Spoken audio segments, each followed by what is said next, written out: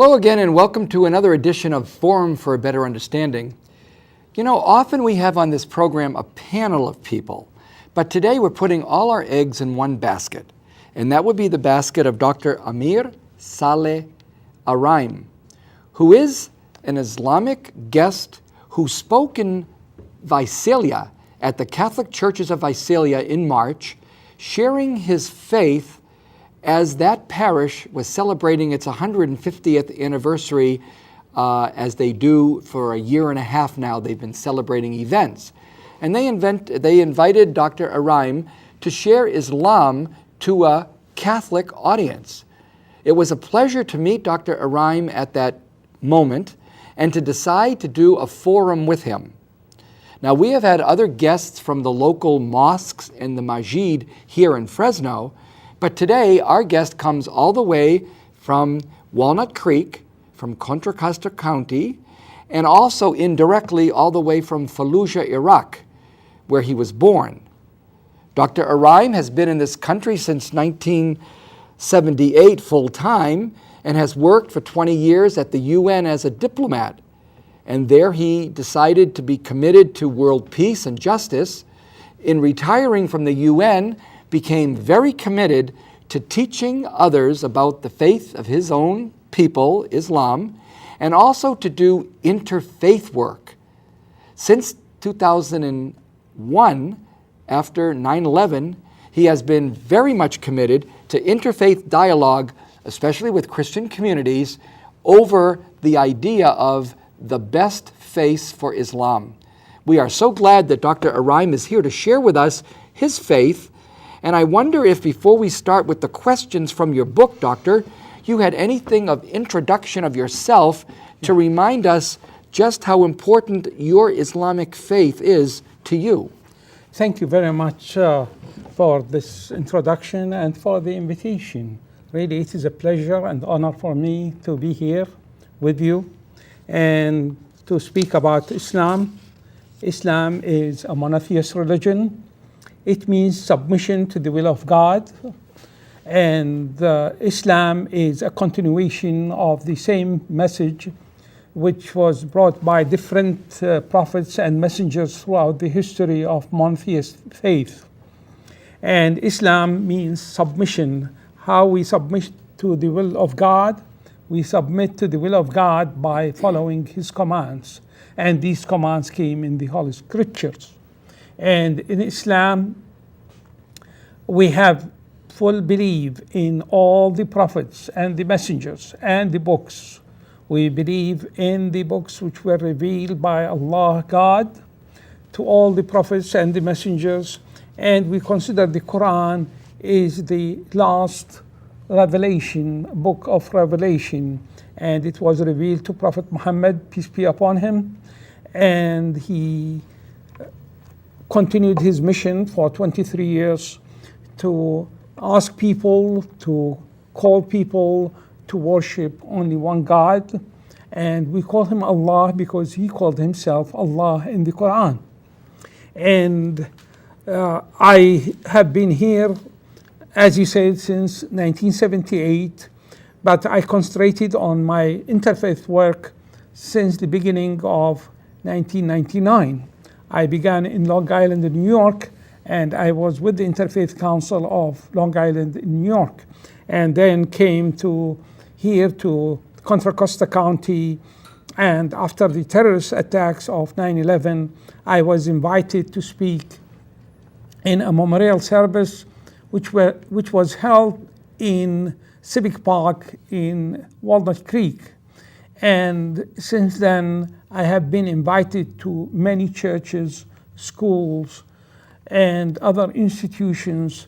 And I am really very happy to state that I am working to promote better understanding between people of faith and to have mutual respect and cooperation. And as a matter of fact, all our faiths agreed on certain principles. Oh, yeah. So much. We agreed to worship God, but maybe we worship God in different ways, but that does not mean that we should differ about how we worship God. everyone should worship God with full freedom. And this country is based on the freedom of religion. And it is one of the basic tenets which should be upheld by all people of faith. And therefore, I really hope that through my book, which I wrote, and this book came as a result of my experience in speaking to churches. Many churches invited me because they have a goodwill gesture toward Muslims and Islam, and they want to promote understanding. And everywhere I went, I found people welcoming and eager to understand Islam and to prevent any kind of propaganda to tarnish the image of Islam. They want to know the truth, and they accept me as a true representative of Islam.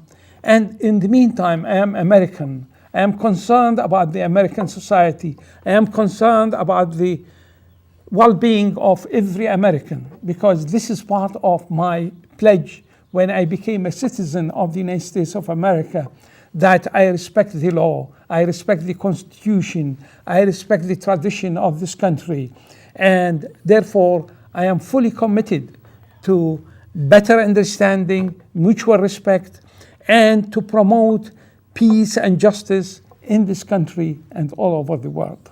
Now, one way you do that is through the website that we're going to post right now, IslamicOutreach.org. Yeah. What is it that one will find, Dr. Araim, at Islamic Outreach? Yeah, this is an organization which I established with a group of friends. And after my intervention or my statement at the memorial service in Walnut Creek, I have been invited, as I said, to many churches. And by the way, the first church was the St. Bonaventure Catholic Church in Clayton, New York. Nice, good. Yeah, and the pastor, even he did not know me, but he called me and came to my house. And he said, I liked what you said in Civic Park, Walnut Creek, and I would like to invite you to my church to speak to my congregation about Islam. And I went there, and we divided the event into two lectures. One is to speak about the basic principles of Islam. What are the 5 pillars of Islam, which we will discuss later. And then, what are the best ways to promote a better understanding between the Muslim world and the United States of America? That's good, good. And the event was so successful that many other churches, many other schools began inviting me and really asking me every question. And I collected more than 100 questions, but I put them together, and they came to about 50 questions in this book. And that's the book that I think we can post it on the screen, Understanding Islam, 50 Questions. Yeah. And believe it or not, we've already answered 2 of them already. We may not get through the other 48 during the program, but I'm going to make my best effort to try to do some short questions with Dr. Araim to see if he'll give us the answers that will help us simply understand some basic concepts. Yeah.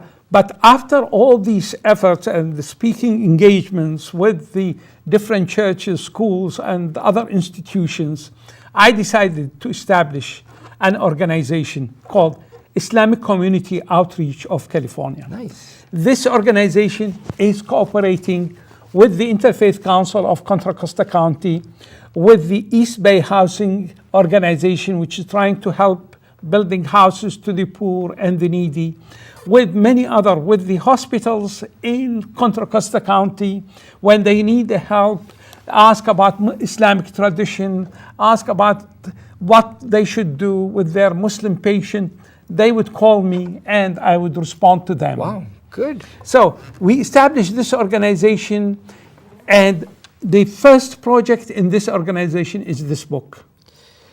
And this book is the publication of the organization. And the aim of the book is to promote understanding, to explain Islam in pure and simple manner.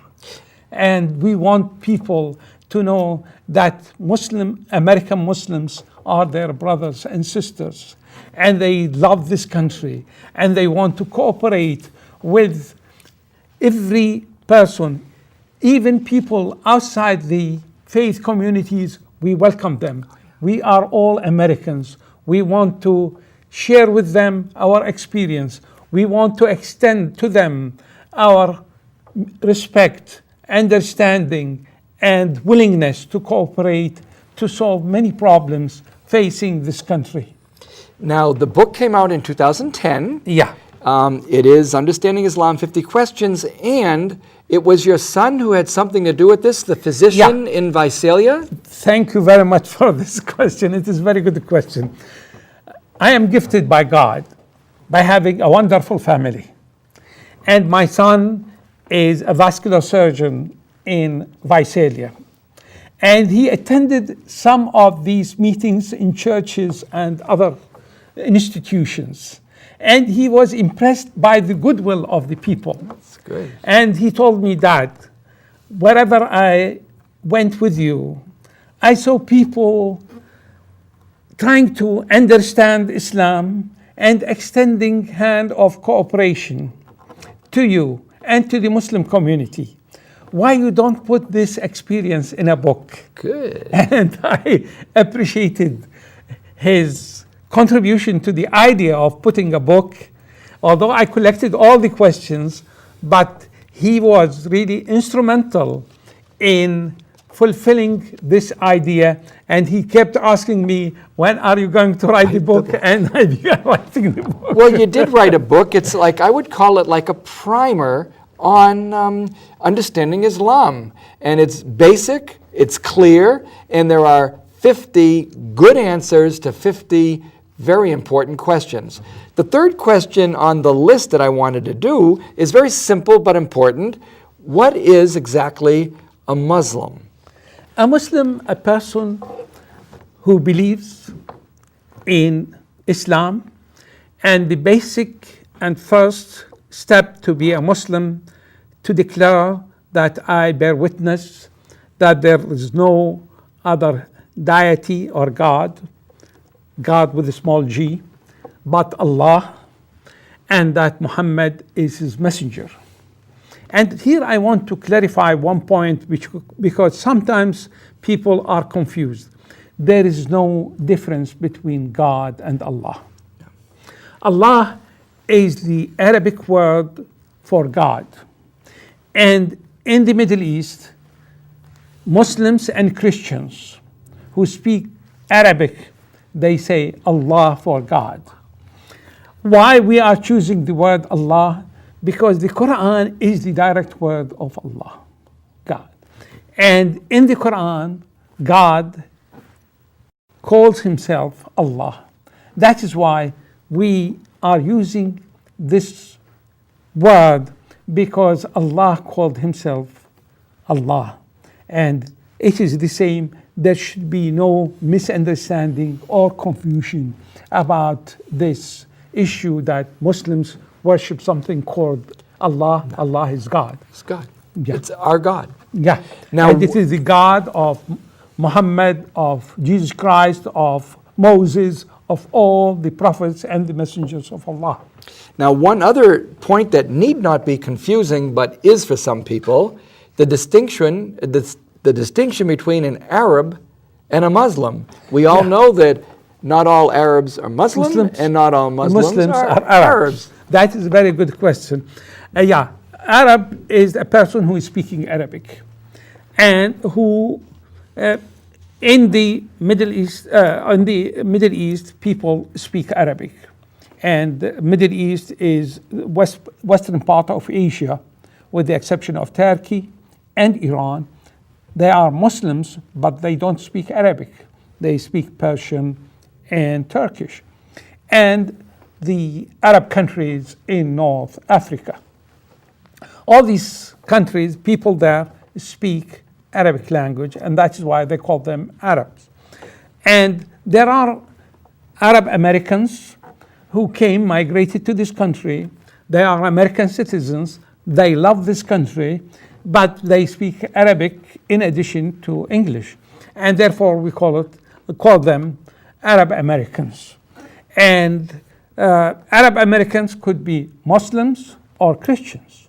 And there is no any confusion about both of us respect both communities, respect our tradition, our history. And even I want to say something to my audience. I heard from many Christians in the Middle East and here. They said, we are Christians by faith, but we are Arab by culture. Oh, yeah. And since Islam contributed greatly to the Arab culture, therefore we consider ourselves as part of the Islamic heritage because Islam contributed to the Arab culture. The point we have to do right now, believe it or not, unfortunately, is take a break. So we're at the midpoint of our program, so please don't go away. Dr. Araim will be here in 1 minute to answer some more of my questions because, believe it or not, I've got 45 more. So stay tuned. We'll be right back. KNXT thanks all its loyal viewers and respected businesses who have supported your Catholic television station. Now you can support KNXT with program underwriting by having your name, your company's name, or organization associated with your favorite program. Detailed information about you or your company will appear before and after each program or day part you select. Keep the quality and spiritual message alive and make a difference. Call 559-488-7440 today or go online at knxt.tv to find out more about program underwriting on KNXT. Hello and welcome to the second part of our program, a Forum for a Better Understanding, again looking at Islam, but this time through the eyes of Dr. Amer Araim, who is here to share with us his own commitment to interfaith dialogue, which he is leading in Contra Costa County. Now, my question now this time is very important. We all know, I think, this idea that there's 5 pillars in Islam, but I don't think people could tell you what they are. So what would be these 5 basic important principles that keep Islam together? Yeah, the first is the confession of the faith or the declaration of the faith, and we explained it before that every Muslim should say, I bear witness that there is no God or deity but Allah and that Muhammad is his messenger. And the second pillar, we call it Salah. Salah means connection or communication with whom? With Allah, God. Because when Muslims stand in prayers, they believe that Allah is listening to their prayer. And therefore, it is connecting them with their Creator, Allah, God. And prayers in Islam are so important that in accordance with the Islamic tradition, that when Prophet Muhammad ascended to the 7th heaven, he was commanded to have the prayers 5 times a day. And therefore, the prayers came directly from God. The command of prayers was not revealed through the Archangel Gabriel, but it came directly from God. And the third pillar of Islam, we call it almsgiving, but in Arabic it's called zakah. What does zakah mean? Purification.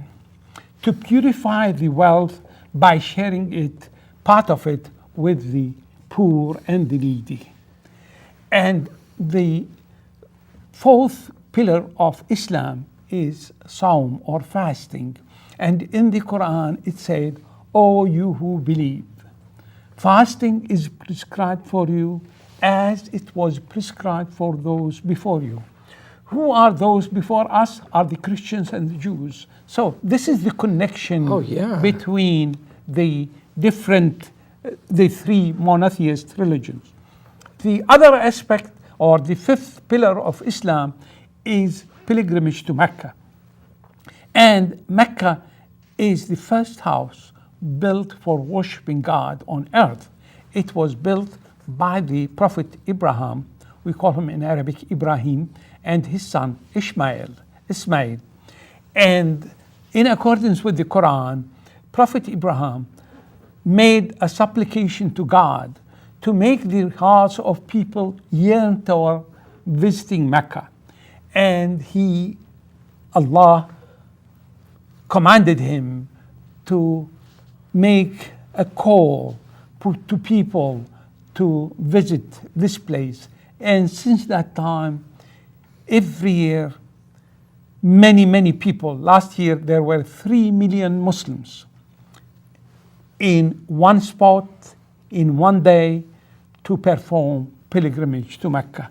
It is kind of a conference of people from different countries, from different faiths, all of them coming and saying, "Oh Allah, we are responding to your call." What I want to do is remind our Christian viewers how similar these 5 principles are to our own faith. 3 of them we have just been celebrating all Lent long. If we went to church once, we heard prayer, fasting, and almsgiving. And those are 3 of the 5. The 4th one, this idea of a pilgrimage, we may not take them as often as we did in the early times, but Christianity has been always understanding the importance of pilgrimage, how important this is. And if someone can make a pilgrimage to Rome, or a pilgrimage to the Holy Land, or a pilgrimage to Fatima or Lourdes, these are important parts of our life. Finally, the Shahada, the declaration of faith, that could be our credo that we pray at Mass every week, every single day. When there is a credo, I believe in God, the Father Almighty. When we are professing our faith, it is very similar to the declaration of faith of the Islamic world. So I think we have some things on the pillars that are very, very similar. Now, one thing that would be interesting is you pray 5 times a day, definitely 5 times a day, and it is in Arabic that the prayers are prayed. How important is it for Islam to keep alive the Arabic language? The prayers are in Arabic because the prayers were commanded to Muslims by God, and we recite part of the Quran in the prayers. In every prayer begins with the Al-Fatiha. Al-Fatiha means the preamble to the Quran. And therefore, there could be no prayers without recitation of Al-Fatiha. And as we said before, since the Quran is the direct word of God, we prefer to, and we are obliged, not only prefer, we are obliged to recite the Quran in our prayers in Arabic. And that is why it is recited in Arabic. But I want to assure you that even from my experience here, many Americans who are Muslims, but their language, mother tongue, is not Arabic. But by the Spirit or by the will of God, they were able to memorize the Al-Fatiha and many other short chapters of the Quran, and they recited them in their prayers. You know, there's 2 words that you wanted to share with us, so let's give you a chance before we have to conclude. Jihad, which is basically misunderstood by many people. Could you clarify just briefly the importance of jihad and what it means? Jihad, as you said, is misunderstood by people who are unaware of the realities of Islam. Jihad means struggle. And the best kind of struggle is the struggle within the self to control the evil temptation of the self. And that is what Prophet Muhammad called the greatest jihad. Jihad means also to work hard to build a family, to build a community, to exert more efforts to help the poor and the needy. And jihad also, at the early stage of Islam, meant self-defense. But I said on many occasions, and I discussed it with many Muslim scholars, jihad in America is only by peaceful means. Why jihad in America is only by peaceful means? Because we have here a state of law. No one can take the law in his hand and implement it or use force to implement his right. If somebody's rights are violated, he or she should go to the courts to go through legal procedures to gain his or her rights. But no one could take the law in his hand and execute the law by himself. We have 30 seconds, so I'll give you one last question, and it's very important to you and to me. Clarify briefly Sharia law in 30 seconds. Yeah, Sharia law is the commands of God how human beings should conduct themselves.